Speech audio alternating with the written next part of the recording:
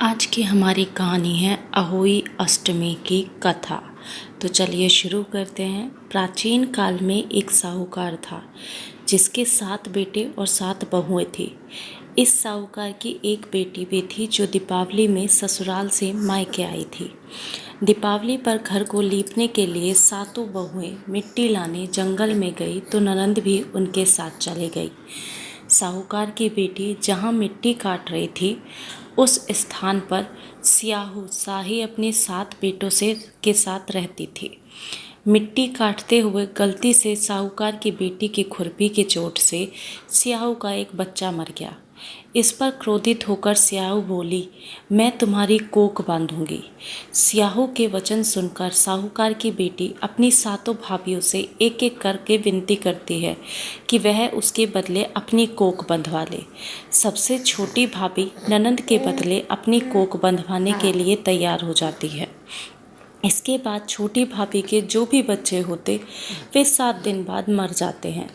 7 पुत्रों की इस प्रकार मृत्यु होने के बाद उसने पंडित को बुलवाकर इसका कारण पूछा। पंडित ने सुरही गाय की सेवा करने की सलाह दी। सुरही सेवा से प्रसन्न होती है और उसे स्याहू के पास ले जाती है।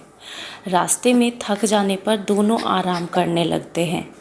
अचानक साहूकार की छोटी बहू की नज़र एक ओर जाती है। वह देखती है कि एक सांप गरुड़ पंखनी के बच्चे को डसने जा रहा है और वह सांप को मार देती है। इतने में गरुड़ पंखनी वहां आ जाती है और खून बिखरा हुआ देखकर उसे लगता है कि छोटी बहू ने उसके बच्चे को मार दिया है। इस पर वह छोटी बहू को चोंच मारना शुरू कर देती है।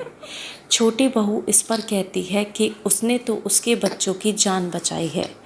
गरुड़ पंखनी इस पर बहुत खुश होती है और सुरही सहित उन्हें स्याहू के पास पहुंचा देती है। वहां स्याहू छोटी बहू की सेवा से प्रसन्न होकर उसे 7 पुत्र और 7 बहू होने का आशीर्वाद देती है। स्याहू के आशीर्वाद से छोटी बहू का घर पुत्र और पुत्र वधुओं से हरा भरा हो जाता है। जिस प्रकार स्याहू माता ने साहूकार की बहू की कोख खोली, उसी प्रकार हमारी भी खोलियो, सबकी खोलियो, कहने वाले की और हुंकार भरने वाले तथा परिवार की कोख खोलियो। अहोई माता की जय हो। धन्यवाद।